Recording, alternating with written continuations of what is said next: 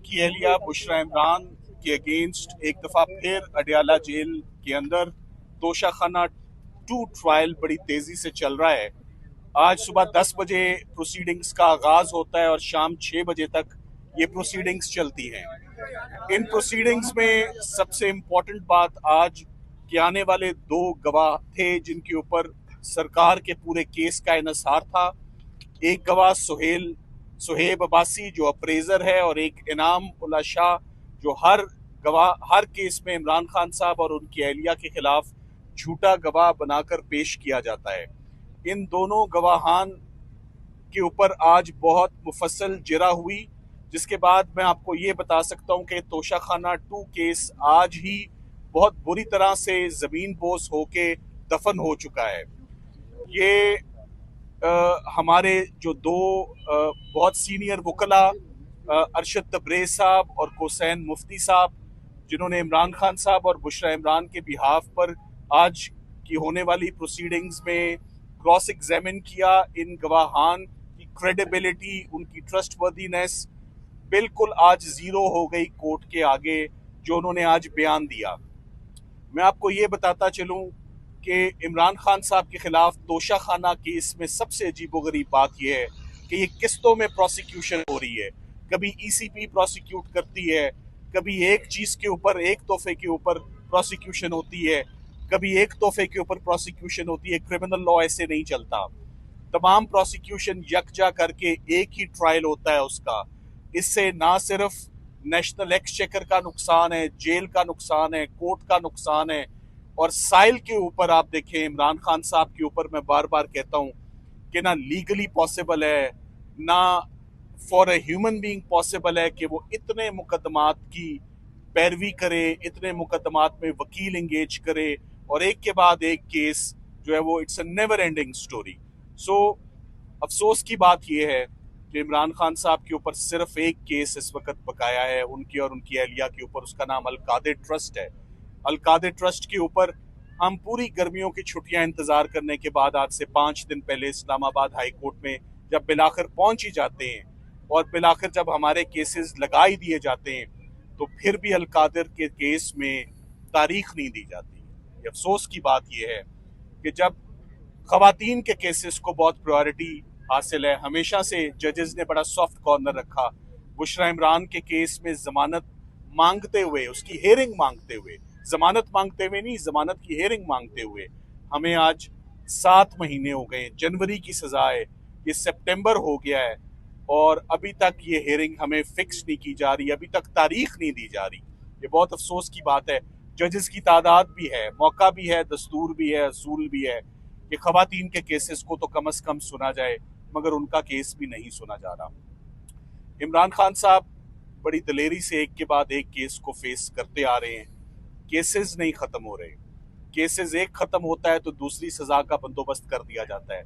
ये पैटर्न आप अडयाला जेल और अटक जेल से आप 2-2.5 साल से आप देखते चले आ रहे हैं।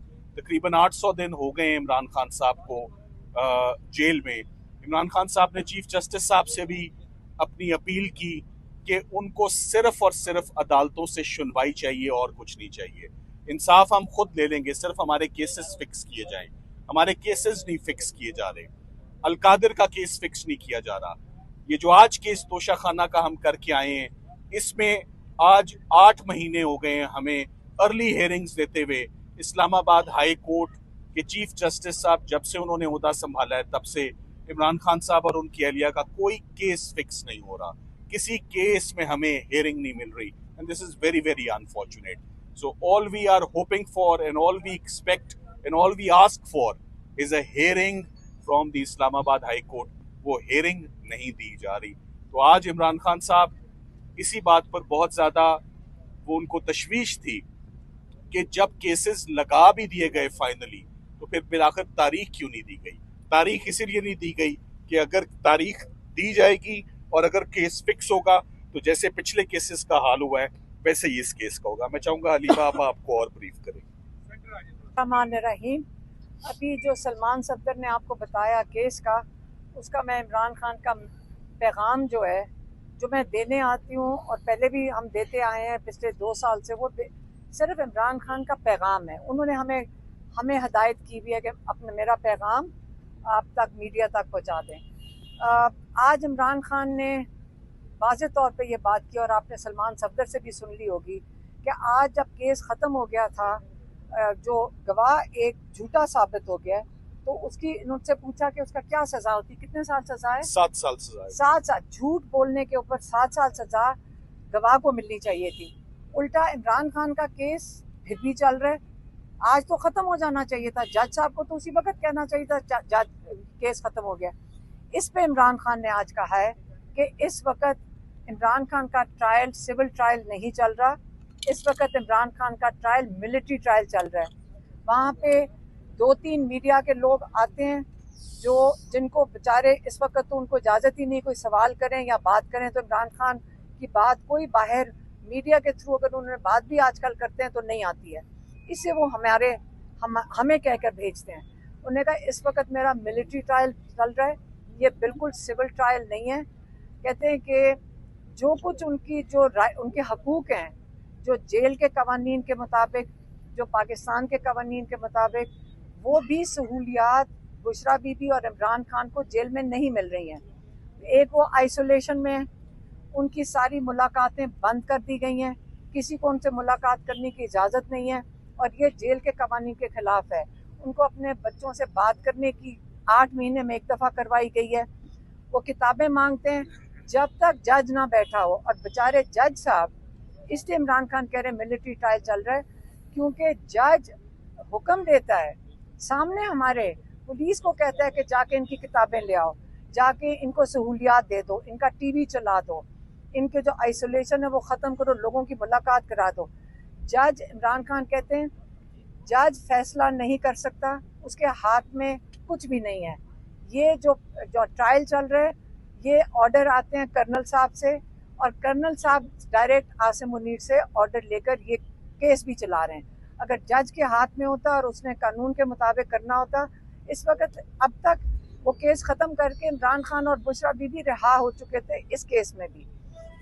ये तो पहला उनका पॉइंट था कि इस वक्त सारा कानून आसिम लॉ के नीचे है।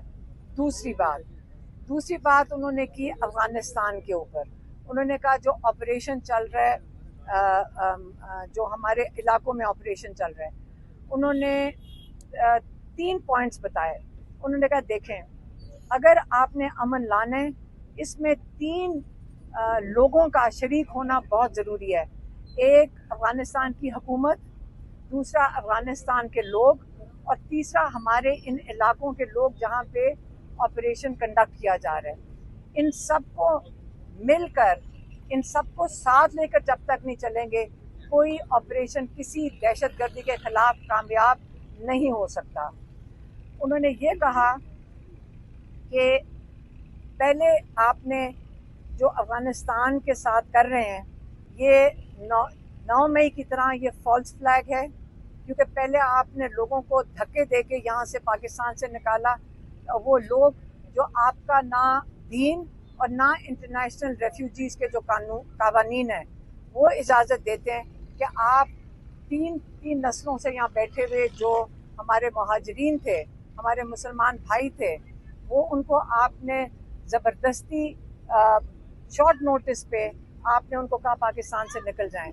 और उन्होंने कहा 3 साल से, जब से आसिम मुनीर आए हैं, इन्होंने ये काम शुरू किया। पहले इनको बाहर धक्के दे के निकाला, फिर आपने जाके अफ़गानिस्तान पे बम गिराए, वो ड्रोन अटैक किए, फिर आपने कहा कि दहशतगर्द आ गए, फिर अपने इलाके के ऊपर आपने ये ऑपरेशन शुरू कर दिया। इसमें उन्होंने कहा हमारे अहलकार शहीद हो रहे हैं, हमारे पुलिस के अहलकार शहीद हो रहे हैं, हमारे फौजी हैं, जो सिक्योरिटी फोर्सेस वाले हैं, वो शहीद हो रहे हैं, और बेगुनाह लोग भी शहीद हो रहे हैं। ये तरीक़ाकार ऑपरेशन से अमन नहीं आता, अमन बातचीत से आता है। इसलिए उन्होंने रिक्वेस्ट किया, और हमने उनको बताया था कि आपके MNAs और MPs भी आज आपके यहाँ कोर्ट हियरिंग के लिए आए हैं। तो उन्होंने कहा मैं चाहूँगा कि सारे KP के MNAs और MPs CM के साथ बैठें, और यहाँ पे अमन के जो 3 चीज़ें हमने नुकात बताए हैं, इसके ऊपर अमल करें और जल्द से जल्द यहाँ पे हर किस्म का जो वो जो मसाइल हैं, ख़ास तौर पर क्योंकि इन इलाकों में सैलाब भी आया हुआ है, आपने इसको फौरी तौर पे ये जल्दी बंद करें पहले कि इन्हीं अटैक्स की वजह से दहशतगर्दी सचमुच बढ़ जाए।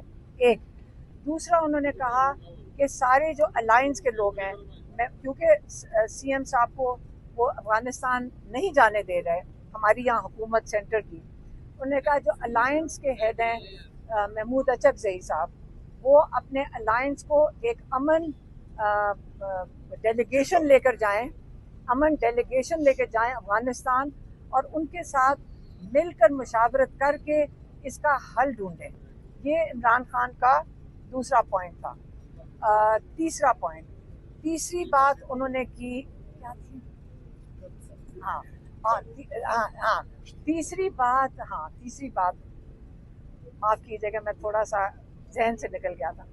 तीसरी बात उन्होंने बात की पाकिस्तान में, उन्होंने कहा कि पहले हमारा मैंडेट चोरी हुआ, हमने फिर भी मेरे पर नहीं, उन्होंने कहा पहले मेरे पर केसेस हुए, मैंने फिर भी कहा कि मैं कानूनी अपने सारे केसेस अदालतों के सामने मैं फेस करूंगा, मैं अपना इंसाफ अदालतों से दूंगा। और उन्होंने शुरू से यही बात की थी, उनको ऑफर्स आए कि आप मुल्क छोड़ के चले जाएं, आपके केसेस 300 केसेस हैं आपके ऊपर। उन्होंने कहा नहीं, मैं अपने सारे केसेस का सामना करूंगा। उन्होंने अपने केसेस का सामना किया, 3 साल से ज़्यादा हो गए जो वो अपने केसेस का सामना कर रहे हैं।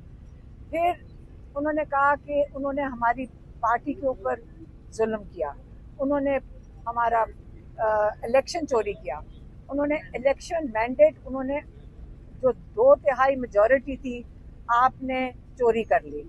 अच्छा चलें, हमने तो जाकर हम अदालतों में गए, फिर भी हम अदालतों में गए, इस इलेक्शन कमीशन में गए, कोई इंसाफ नहीं मिल रहा। लेकिन इस हद तक कि अब एक रिपोर्ट निकली है कॉमनवेल्थ की रिपोर्ट लीक हुई है। ये रिपोर्ट हमारी हुकूमत को, उन्होंने कॉमनवेल्थ के ऑफिस ने कहा है कि ये रिपोर्ट हमारी हुकूमत को भी दी गई थी, ये इलेक्शन कमीशन को भी दी गई थी कि पाकिस्तान में धांधली और वोट चोरी किया गया है। अब जब एक इंटरनेशनल ऑर्गेनाइजेशन ने भी कह दिया, और जो इलेक्शन कमिश्नर है जिसने इसके ऊपर कोई अगला कदम नहीं उठाया, वो है सिकंदर सुल्तान, राजा सिकंदर सुल्तान। और आपको पता है पाकिस्तान का कानून इस पे वोट चोरी के ऊपर बड़ा सख्त है। पाकिस्तान में आप वोट चोरी आर्टिकल 6 लगता है जो गद्दारी के ज़िम्मे में आता है, लेकिन क्योंकि पाकिस्तान में इस वक्त कोई कानून नहीं है, इसके बाद इमरान खान के ऊपर इन्होंने लेकर आए 26वीं तरमीम। उन्होंने कहा लोगों पे गोलियां चलाई, हमने फिर भी इसके लिए कानूनी रास्ते के लिए तरजीह दी। उसके बाद आप 26वीं तरमीम लेकर आए, और 26वीं तरमीम क्यों लेकर आए? आप इसलिए लेकर आए कि जो सारे कोर्ट्स हैं उनको आप अपने गवर्नमेंट डिपार्टमेंट बना लें। उन्होंने ये कहा कि देखें, जब आपने 26वीं तरमीम लाएं, उन जजेस को खराज तहसीन पेश करें जिन्होंने सच के साथ, रूल ऑफ लॉ के साथ खड़े हुए हैं, उन्होंने अपनी आवाज़ उठाई है, वो पाकिस्तान के हीरोज़ हैं। उन्होंने लियाकत चड्ढा साहब जो कमिश्नर थे, जिन्होंने अपने ज़मीर की आवाज़ पे आकर प्रेस कॉन्फ्रेंस करके बताया कि ये इलेक्शन 50-50 हज़ार वोटों से पिंडी डिवीज़न में पीटीआई जीत रही थी, और उन्होंने बताया कि इसके अंदर राजा सिकंदर सुल्तान और जस्टिस काजी फाइज ईसा डायरेक्टली इन्वॉल्व थे इस धांधली के अंदर। इतनी बड़ी बात की, आज चड्ढा साहब किधर हैं? चड्ढा साहब को कहीं उन्होंने बंद कर दिया। लेकिन ये पाकिस्तान के हीरो हैं, उन्होंने आवाज़ उठाई, उन्होंने ये नहीं सोचा कि मेरे साथ क्या होगा। उसके वो कमिश्नर थे, वो अपने ओहदे की फिक्र कर सकते थे, लेकिन उन्होंने आवाज़ उठाई।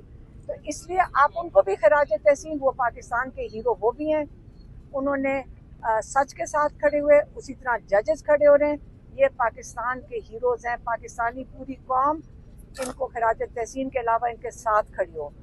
और उन्होंने कहा कि अपने मेंबर्स ऑफ पार्लियामेंट के लिए उन्होंने कहा देखें, इस वक्त आसिम लॉ चल रहा है, आपने से डरना नहीं है। इसलिए क्योंकि एक फर्द वाहिद अपने फ्यूचर के इक़्तिदार के लिए या आपको जो दबा रहा है, आप अगर इसे डरेंगे या आपको और दबाएंगे। आप हक पे हैं, आप पाकिस्तान के लोगों की नुमाइंदगी कर रहे हैं। आपने ना जेल से डरना है, क्योंकि मैं 2 साल से जेल में बैठा हुआ हूँ।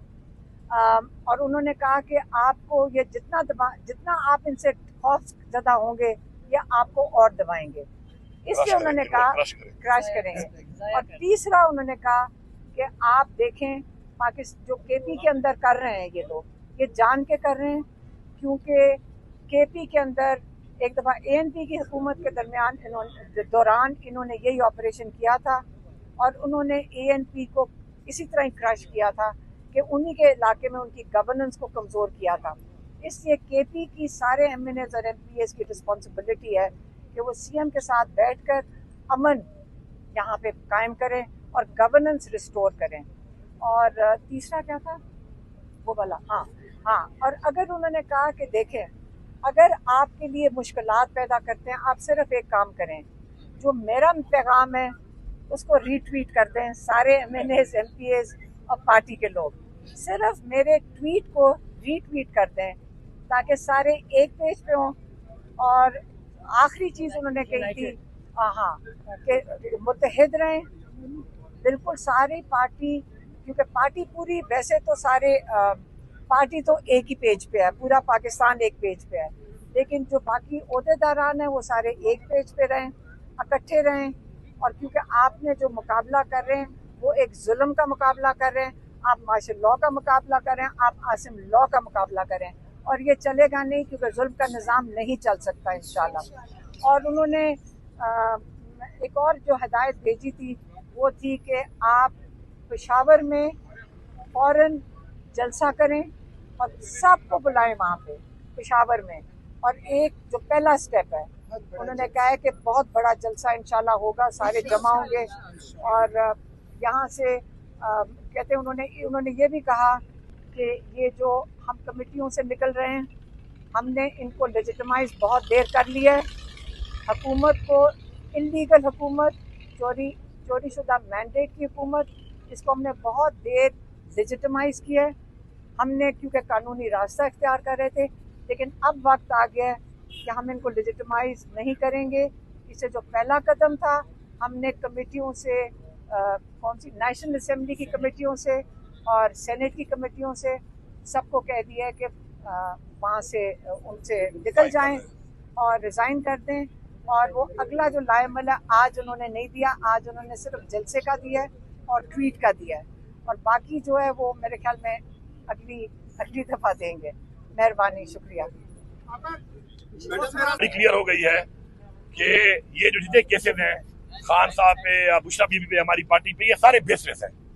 बेसलेस केस है, इसलिए इन केसों को चला नहीं रहे कि जब केस चलेंगे तो कुछ है ही नहीं, तो फिर जमानतें होंगी, तो वो डिले कर रहे हैं और वही जस्टिस डिलेड जस्टिस डिनाइड वही चल रहा है। तो मैं पहले तो ये एक गुजारिश करूंगा पूरी कौम की तरफ से कि फील्ड मार्शल साहब, आसिम मुनीर साहब, इमरान खान साहब एक पॉपुलर तरीन लीडर हैं इस पार्टी के, जिसका मैंडेट चोरी हुआ है। पूरी कौम उनके साथ है, वो बार बार एक बात कर रहे हैं और पूरी कौम आपकी तरफ देख रही है। आप क्लैरिटी करें इस बात के ऊपर कि जजेस से प्रेशर किसका है। ये जज जो केस नहीं लगा रहे, नहीं सुन रहे, ये आप क्लैरिटी कर दें कि आप हैं, आप नहीं हैं, फेडरल गवर्नमेंट है, शहबाज शरीफ है, पंजाब में पंजाब गवर्नमेंट है, ताकि क्लैरिटी आ जाए कौम को। आपके लिए जरूरी है, आप एक सिटिंग फील्ड मार्शल हैं, आपके ऊपर बार बार सवाल आ रहा है, आपके नाम के साथ आ रहा है, तो आपकी मेहरबानी होगी कि आप इसके ऊपर कौम को एतमाद दें और अपना एक बयान ISPR के थ्रू देते हैं या खुद देते हैं, अब ये जरूरी है कि आपको देना पड़ेगा। दूसरी बात कि जो मुलाकात नहीं छोड़ी जा रही, देखिए इमरान खान एक पॉलिटिकल सबसे बड़ी पार्टी का लीडर है, पॉलिटिकल लोगों की मुलाकात बंद की हुई है। वजह यह है कि ये एक साजिश कर रहे हैं और ये साजिश भी बेनकाब करना जरूरी है कि ये किसके हाथ में है मुलाकातें। ये मुलाकातें मरियम नवाज कहती है मेरे हाथ में तो नहीं है, वो तो बेबस है, वो तो जो मैं सरकारी तौर पे होम टू होम बात करूं तो वो तो फोन उठाना ही छोड़ देते हैं, जिससे साबित होता है कि सरकार तो रह गई पीछे रह गई हमारी ISI, क्योंकि ISI के कर्नल साहब यहाँ मौजूद हैं अडियाला जेल के अंदर हर वक्त, तो क्यों मौजूद हैं? पहले तो क्लियर करो भाई, आप क्या कर रहे हो इधर, आपका क्या काम है इधर, जेल के अंदर एसआई का क्या काम है इधर? तो बात यह है कि मुलाकात ना छोड़ने के मैं कौम को पैगाम दे रहा हूँ। मुलाकात ना छोड़ने की वजह इनकी एक साजिश है। ये साजिश ये है कि मुलाकात होगी तो क्लैरिटी आएगी। खान से जब पॉलिटिकल मुलाकातें होंगी, खान अपडेटेड होगा, पॉलिटिकल फैसले करेगा, प्रॉपर तरीके से करेगा, अपने विजन के मुताबिक करेगा। और जब ये गैप आएगा तो उसमें ये पार्टी को तकसीम करवा रहे हैं। ये इनका एजेंडा है, ये पार्टी को तकसीम कराते हैं, इस तरीके से कराते हैं। तो मेहरबानी करके इमरान खान का आज फिर एक पैगाम है कि मुत्तहिद रहो, फोकस करो अपनी तहरीक के ऊपर, फोकस करो अपने मकसद के ऊपर, फोकस करो हकीकी आजादी के ऊपर। बजाय इंडिविजुअल फोकस कर रहे हो आप, इंडिविजुअल्स को छोड़ दो। सबका मकसद एक है, हकीकी आजादी। सबका मकसद ये है कि हमने किस तरह इमरान खान को रिहा करवाना है, हकीकी आजादी लेनी है। उसमें जो जितना किरदार अदा कर सकता है वो करे। अब खान साहब का हुक्म है जलसे का, आप ये जलसे में फोकस करो। ये जलसा अब कैसा होना चाहिए? अगर आप चाहते हैं, क्योंकि आप याद रखें कानून मुल्क पे नहीं है, आइन मुल्क पे नहीं है। अब ताकत दिखा के आपने फैसले लेने हैं। ताकत कैसे दिखाएंगे आप? जब आप निकलेंगे, आपने निकलना है, हर शख्स ने निकलना है, पिशावर आना है, पूरा केपी निकले और ये सोच के निकले कि ये जलसा पूरी दुनिया को और पाकिस्तान के इन गासिबों को जिन्होंने कब्जा किया हुआ, इनको एक पैगाम देगा कौम कहां खड़ी है। तो ये जलसा कामयाब करना, ये हमें इसके साथ साथ उस जलसे तक खान साहब की और अहकाम भी आ जाएंगे। अब मैंने ये बात कर दी है तो इसके बाद तो मेरी मुलाकात बिल्कुल ही नहीं होगी। लेकिन फिक्र ना करें, कहीं ना कहीं से आ जाते हैं अहकाम, बिल्कुल ही नहीं छोड़ेंगे आप, लेकिन अहकाम आ जाएंगे। फोकस रहें, आपस में मुत्तहिद रहें। मैं आपको बड़ी क्लैरिटी से बता रहा हूं, एक दफा प्रॉपर मुत्तहिद हो जाएं, इमरान खान के बताए हुए फैसले के ऊपर सारे यकजा हो जाएं। इंफरादी अपनी लेग पुलिंग बाद में कर लेना, अपने आप को कोई हीरो बाद में बना लेना। हीरो एक ही है, इमरान खान है। जो जितना भी हीरो बनने की कोशिश करेगा वो जीरो है, क्योंकि पार्टी इमरान खान है। तो इसलिए बजाय हीरो बनने के, खुदा का वास्ता है अब ये बताओ कि कौन सा बंदा इस जलसे में कितने लोग निकालता है, कौन सा बंदा इस जलसे में मौके पे पहुंचता है, इमरान खान के बयानिए को, इमरान खान की सपोर्ट को वहां पर आके बताता है दुनिया को, ये देखो ये है पाकिस्तान की अवाम जो खड़ी है। तो वो अवाम जब ज्यादा होगी तो प्रेशर बनेगा। हमेशा याद रखो, जंगें जीतती हैं वो कौमें जो ताकतवर होती हैं, तहरीकें कामयाब तब होती हैं जब ताकतवर होती हैं। और अगर कोई भी मुल्क के लिए, कौम के लिए कोई मुज़ाकरात भी होते हैं तो मुज़ाकरात आपकी मर्जी के तब होंगे, आपके बयानी पे तब होंगे, पाकिस्तान के हक में तब होंगे, हमारे तहरीक के हक में तब जब आप मजबूत होंगे। जब आप कमजोर होंगे तो आप अपना मकसद अचीव नहीं कर सकते। ऑलरेडी हम देख चुके हैं कि कानून बेबस है, हम देख चुके हैं कि फैसले नहीं हो रहे, हम देख रहे हैं कि फैसले लिखे जाते हैं, हम देख रहे हैं कि क्रश लोग हो रहे हैं जो ये सोच रहे हैं कि यार ये हो गया मैं बच जाऊंगा। बचेगा कोई भी नहीं, याद रखो। सबको मैं पैगाम दे रहा हूं, कोई नहीं बचेगा। ये सोच के कि मैं बच गया हूं तो खैर है, तुम्हारा नंबर भी आएगा, सबका नंबर आएगा। हाँ, जो तहरीक छोड़ देगा तो फिर उसका नंबर नहीं आएगा। जो तहरीक में उसका नंबर आना है तो इसलिए मुत्तहिद हो जाओ। अब यही टाइम है, 27 तारीख को जलसा, ये आपकी पूरी दुनिया और पाकिस्तान के अंदर इस चीज को डिलीवर करेगा, पूरी दुनिया के सामने पोर्ट्रे करेगा कि where is the nation standing, कौम कहां खड़ी है। तो उसमें लाख, 2 लाख, 5 लाख नहीं, पूरे पाकिस्तान की सारी अवाम आए। कोई रास्ते बंद नहीं है आपके, आप पहले आ जाएं। तहरीके इंसाफ का गढ़ है पख्तूनख्वा। मैं आपको लिख के देता हूं कि आप किसी बंदे का भी पेशावर में दरवाजा खटखटाओगे ना 2 दिन पहले आके कि मैं जलसे के लिए आया हूं, आपको अपनी आंखों में बिठाएगा वो। ये मैं कह रहा हूं, आपको चीफ मिनिस्टर कह रहा हूं, आपको पहले आ जाओ, 3 दिन पहले आ जाओ, 2 दिन पहले आ जाओ। ये मत पूछोगे कि घर किसका है, सीधी घंटी मारो दरवाजे पे दस्तक हो कि मैं बिटियाई के जलसे के लिए आया हूं, वो आपको होस्ट करेगा। ये मैं आपको लिख के देता हूं, यहाँ पर निकलो, पहुंचो, सारे पहुंचो। और इस दौरान में मजीद भी इंशाल्लाह खान साहब के जो अहकाम आएंगे। एक बात आखिरी क्लियर कर दूं, अब मुज़ाहमत से ही अपना हक लोगे। कोई अगर समझता है कि कोई मफाहमा से ले लेगा तो ये खामख्याली है। ये दरवाजे तक हमारे लिए नहीं खुल रहे, कानून नहीं है, आइन नहीं है, कोई ह्यूमन राइट्स नहीं है, तो मुज़ाहमत ही रह गई है। हाँ, हम मुज़ाहमत करेंगे आइन के दायरे में, और फिर अगर हमारी मुज़ाहमत में आगे वाला आइन तोड़ेगा फिर याद रखना फिर सब हम भी आइन तोड़ेंगे। शुक्रिया। सवाल करना है तो करना।